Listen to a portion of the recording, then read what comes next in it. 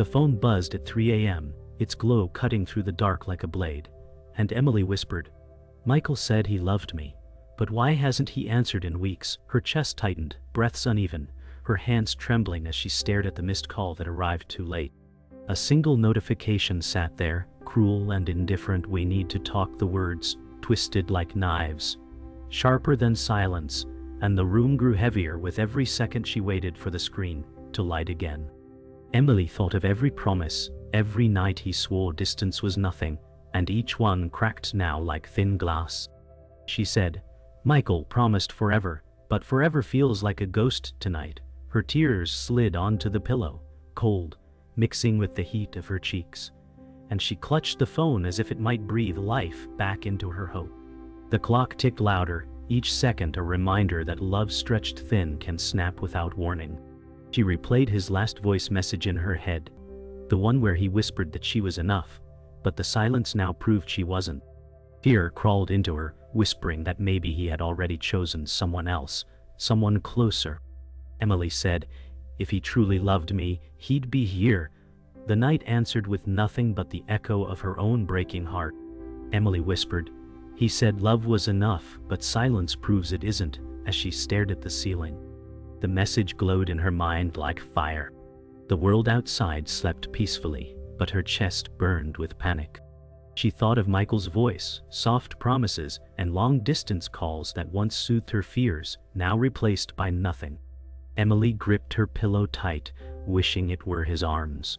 The ache in her chest deepened as she remembered the last time he said, "Forever," and she believed him.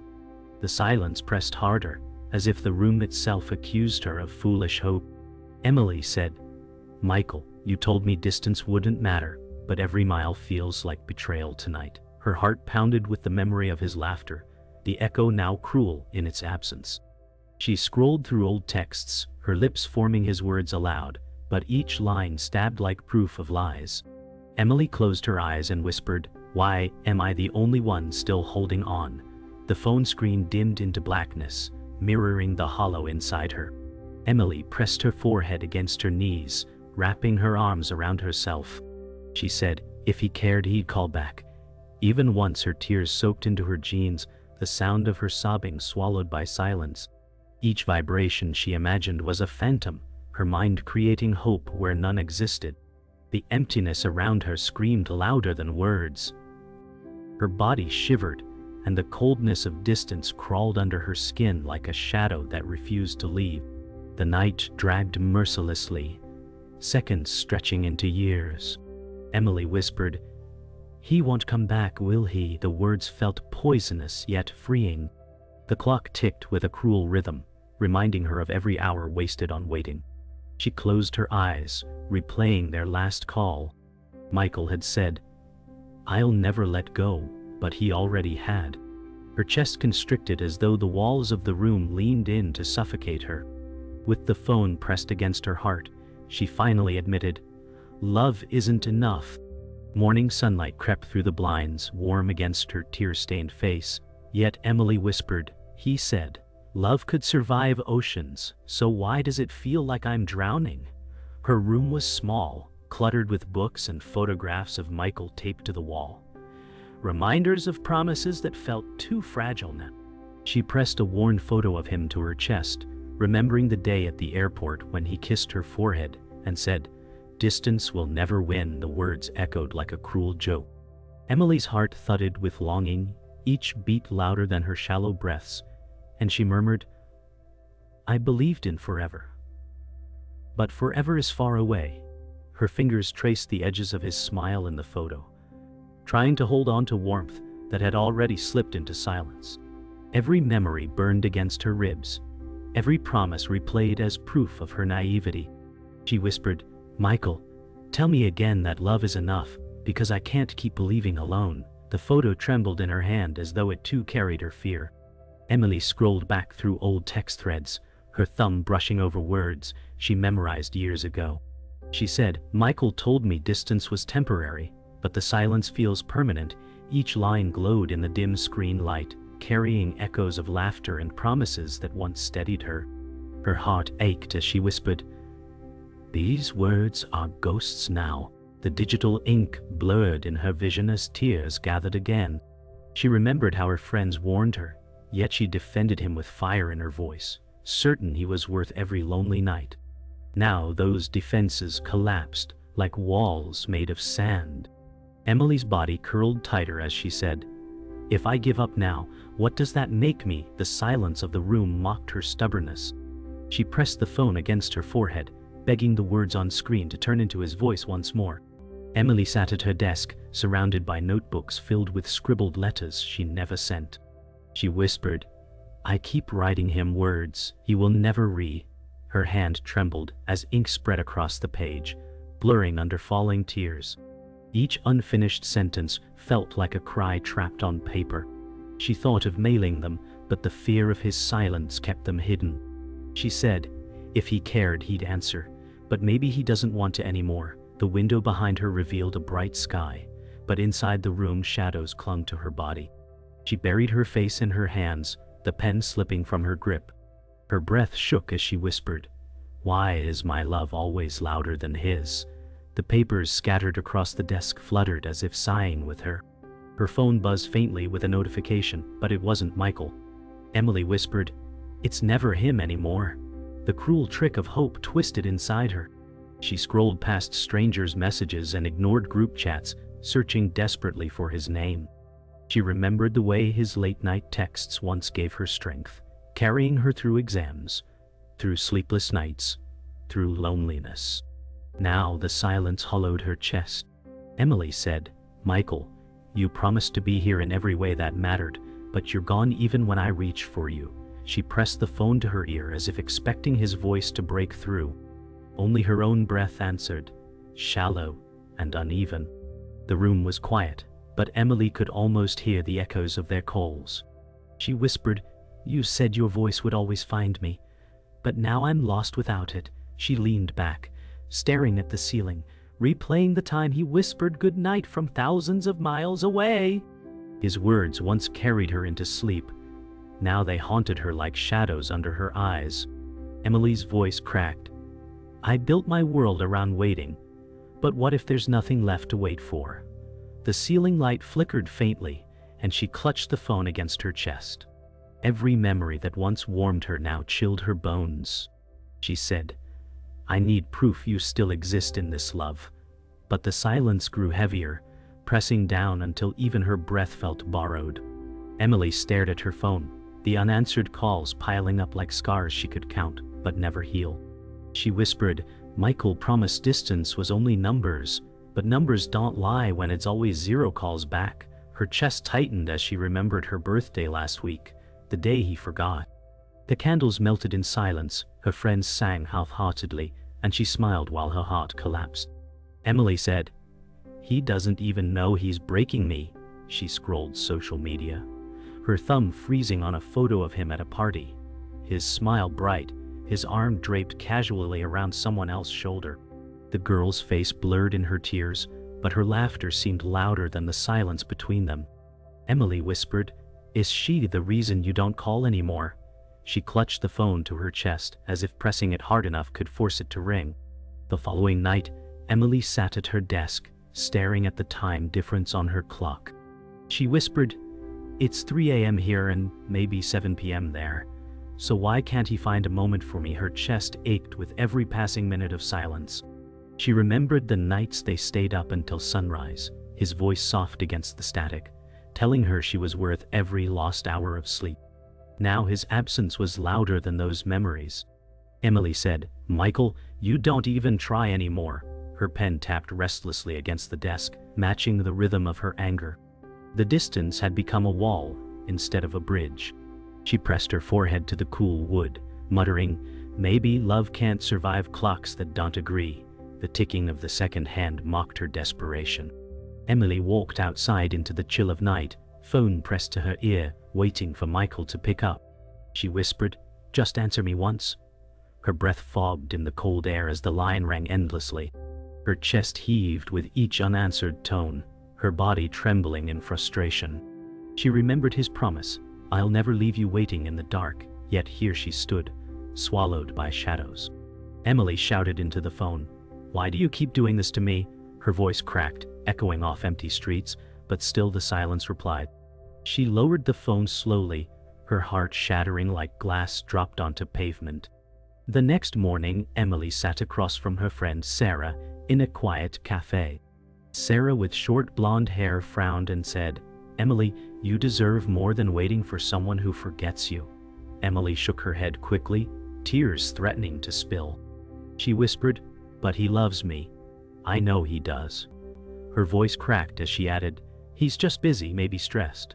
Sarah reached across the table, touching her hand gently, and said, "Or maybe he's just not here the way you need him to be." The truth stung worse than the coffee's bitterness. Emily pulled her hand back, whispering, "I can't let go, because then what was all this for?" Her chest caved inward as she clung to denial.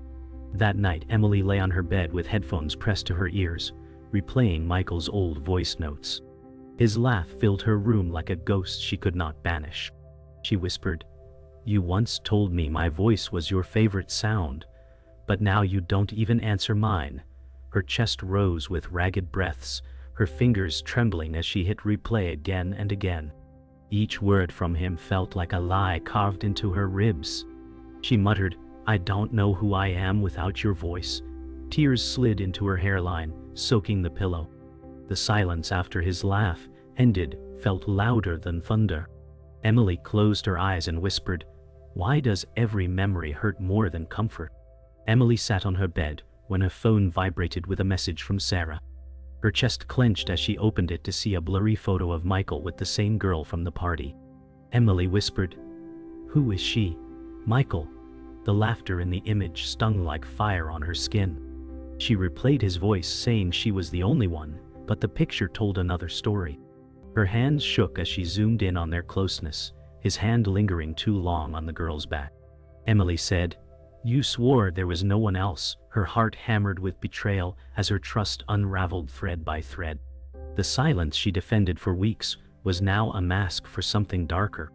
Emily's phone buzzed again, this time with Sarah's message reading. "I thought you should know." Her throat tightened as she whispered, "Why would she show me this unless it's true?" She remembered Michael's last excuse about late nights at work, words that now tasted like ash. Her mind spiraled with every unanswered call and every vague text. Emily said, "You made me the fool waiting while you lived another life." She dropped the phone onto the bed, clutching her chest as if to keep her heart from falling apart. Her breath came in shallow gasps, her world collapsing under the weight of betrayal. The next day, Emily confronted Michael over a shaky video call. His face appeared pixelated, casual smile that didn't reach his eyes. Emily said, "Who is she, Michael?" Her voice cracked, heavy with pain. Michael sighed, eyes darting off screen before muttering, "She's just a friend." The denial cut her deeper than truth. Emily whispered, "You told me I was enough." His silence stretched until her tears filled the gap. The distance between them became a canyon too wide to cross, her voice trembling with fury. She said, "If she's just a friend, why do you hide her from me?" His expression froze, and for the first time she saw the truth in his hesitation. Emily slammed the laptop shut, the sound echoing like a gunshot in her quiet room. She pressed her forehead to the desk, whispering, "You lied to me. You lied every day." Her chest heaved with sobs as her knuckles struck the wooden surface until they ached. She remembered defending him to Sarah, to her family, to herself, all while he betrayed her. Emily said, "You let me drown while you were laughing with someone else." Her tears pooled onto the desk, soaking forgotten letters she once wrote for him. She pulled them close, then shoved them away, unable to bear the sight of her own devotion. That night, Emily sat by the window, city lights glowing faintly outside. She whispered, "You swore I was your forever, but forever was just a lie." Her voice cracked, carried only by the hum of passing cars. She replayed his words in her mind, the promises he made with such ease, now poisoned. Emily said, "I gave up everything for you, and you couldn't even give me honesty." Her reflection in the glass stared back, broken, almost unrecognizable. She pressed her palm against the cold window, whispering, "How do I keep breathing when love was my only air?" Silence pressed heavier than the night, suffocating. Emily's phone rang unexpectedly, Michael's name glowing across the screen like a cruel miracle. Her breath caught as she answered with trembling hands. She said, "Michael, why now?" His voice carried no urgency, only a tired sigh. He muttered, "I didn't mean for you to find out like this." Her chest burned, fury and sorrow mixing like fire. She shouted, "You didn't mean for me to find out, or you didn't mean to get caught." The silence that followed was worse than the betrayal. Emily pressed on, "You told me I was enough, so why wasn't I?" His half-hearted apology felt like shards in her throat. She whispered, "Say it to my face, Michael. Say I was never enough." The words shook as though tearing her apart. Michael's voice cracked through the line, low and defensive. He said, "I love you, Emily, but love can't always fix everything." Her chest constricted, and she shouted, "You don't get to use love as an excuse for betrayal." Her breath was sharp, trembling with rage. She thought of every night she waited, every promise he made. Emily said, "I gave up sleep, peace and pieces of myself for you." Michael stammered, "I didn't ask you to." His words cut deeper than silence. She whispered, "No, you just let me keep giving until there was nothing left." The weight of the conversation pressed on her, her body shaking under the truth. Emily's tears blurred her vision as she gripped the phone tighter. She shouted, "You told me distance was nothing, so why does it feel like death every time you disappear?" Michael's voice faltered. "I never wanted to hurt you." Her anger flared hotter. She said, "But you did. Every time you chose silence over truth." He paused, words caught in his throat. Emily whispered, "You killed the version of me that believed in forever." The line grew heavy, filled with the sound of her breathing and his hesitation. She pressed the phone closer, daring him to answer. "Say it, Michael. Say you don't love me anymore." Michael finally whispered, "I don't know what I feel anymore." The words shattered her, her chest heaving as if air itself betrayed her. Emily screamed, "You don't know." After all these years, she sank to the floor, her knees weak, her voice raw. "I built my life around waiting for you, and you don't even know." Her sobs shook her body, each one heavier than the last. Michael muttered, "I'm sorry," but the apology felt hollow, like a door slamming shut. Emily whispered through sobs, "I needed you to fight for me, Michael, but you let me burn alone." The silence that followed became the final answer. The phone slipped from her hand, landing hard on the floor, Michael's voice still faintly echoing through the speaker. Emily pressed both hands against her face, whispering, "This is the end, isn't it?" Her words muffled by her palms, tears seeping through her fingers. She remembered the first time he told her he loved her, how her heart soared, and how it now lay in ruins. Emily said, "You proved love was never enough." She reached down, ended the call with trembling fingers, the silence afterward deafening. Her breath slowed, her body collapsing into exhaustion, the confrontation leaving her hollow. Morning light spilled gently through the curtains as Emily sat on the edge of her bed, her body heavy but her heart oddly quiet. She whispered, "It's over." The words floated like ashes, painful yet freeing. For the first time, she didn't reach for her phone, didn't wait for Michael's name to appear. She thought of the years she spent building her life around a voice across an ocean, and how it slipped through her hands like water. Emily said, "I gave everything, and now I have nothing but myself." Her reflection in the mirror looked unfamiliar, swollen eyes and trembling lips, but behind the wreckage was a spark of something almost steady. She whispered, "Maybe I can start again." The silence didn't sting this time, it simply existed. Later that day, Emily sat with Sarah in the cafe, hands wrapped tightly around a steaming mug. Sarah said, "You're stronger than you think, even if you don't feel it yet." Emily nodded slowly, her lips pressed together as if holding back the tide. She whispered, "He was my world, and now the world feels empty." Sarah leaned forward, eyes steady. She said, "Then build a new one, piece by piece." Emily's chest ached, but there was a strange comfort in hearing truth without cruelty. She sighed, "I don't know if I can." Sarah smiled faintly and replied, You don't have to know right now. You just have to keep breathing. Emily held onto those words like a fragile lifeline. That evening, Emily walked through the park, the air crisp, leaves crunching beneath her shoes. She whispered, "You're not here. And maybe you never will be again." The thought should have crushed her, yet it didn't. The sky glowed orange with fading light, painting her loneliness with beauty she almost forgot to notice. Children laughed in the distance, couples walked hand in hand, and she moved quietly among them, alone but breathing. She muttered, "The world didn't end, even if it feels like mine did." The ache still lived inside her, but it pulsed softer, less sharp. She paused under a tree and looked up, letting the branches shield her face as she whispered, "I'll find a way to live without you." Emily sat at her desk that night. Letters she once wrote to Michael spread before her. She touched the pages, feeling the weight of her devotion, then slowly gathered them into a stack. She whispered, "These words belong to a version of me that doesn't exist anymore." Her fingers trembled as she dropped them into a drawer, closing it firmly. Her chest rose and fell with sharp breaths, but her eyes no longer overflowed. Emily said, "I can't erase what we had, but I can stop letting it define me." The silence in the room felt different now, less suffocating, almost patient.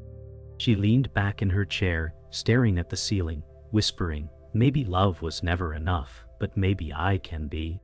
Before bed, Emily stood at the window, watching the city lights flicker in the distance. She whispered, "You'll always be a part of me, but you don't get to be all of me anymore." Her chest rose steadily, each breath steadier than the last. She thought of Michael's voice, his promises, and how they no longer bound her. She pressed her palm to the cool glass and whispered, "Goodbye." The word lingered like a scar, painful but real. She stepped away from the window, turned off the lamp, and climbed into bed. The silence returned, but this time it wasn't her enemy. For the first time in months, Emily closed her eyes without waiting for her phone to glow. A week later, Emily walked through the station where they once said goodbye, the echoes of his voice haunting her steps. She whispered, "You promised this wasn't the end." The memory of his hand slipping from hers burned into her skin. She stood at the platform, staring at the tracks, feeling the weight of distance that never closed. Her chest tightened as she recalled him saying, "Forever is ours," yet forever crumbled faster than the trains rushing by. Emily said, "You gave me forever, and then you gave it to someone else." Her reflection in the station glass showed her brokenness, yet beneath it flickered a spark of survival. She whispered, "I'll carry your ghost, but not your chains." Emily walked past a flower shop, the scent of roses pulling her into memory. She whispered, "You once sent me roses, saying they'd last as long as we did." Her lips trembled at the cruel irony. She stared at the blooms, petals full and red, but all she saw was how quickly they would wither. She muttered, "Like us." Her hand hovered over the flowers before pulling back. A young couple nearby laughed, the boy tucking a rose behind the girl's ear. Emily smiled faintly, but it hurt. She whispered, "I hope she never learns what it feels like to wilt," and turned away, her heart scarred but still beating. At home, Emily sat cross-legged on her bed, scrolling through old messages one last time. Her thumb hovered before she whispered, "This is it." With trembling breath she pressed delete, watching years vanish in seconds. Her chest constricted as if part of her had been erased too. She whispered, "You don't get to live in my phone anymore." Her tears fell, but her body felt lighter. She thought of every time she begged for a reply, and how each silence cut her open. Emily muttered, "I survived every silence. I'll survive this too." The screen went black, leaving only her reflection in its glass. Days later, Emily sat on a park bench, sunlight soft against her face. She whispered, "The world didn't end." Even though it felt like it should have around her, life carried on. Children played, strangers laughed, and she breathed through the ache. She pulled out her journal and wrote, "He said love was enough, but love is only enough when it's true." The words flowed like wounds stitching themselves closed. She closed the notebook with shaky hands but with steadier breath. She whispered, "You're not my ending, Michael, just a chapter I survived." The air felt lighter, the silence finally hers to keep. That night, Emily stood once more by her window, the city glowing beneath her. She pressed her hand against the glass and whispered, "This is the last time I speak your name." Her heart clenched, but her voice steadied. She remembered his promises, his betrayals, his silence, and how they carved her into someone unrecognizable. Now she saw herself clearly, scarred but alive. Emily whispered, "He said, love was enough, while proving it wasn't."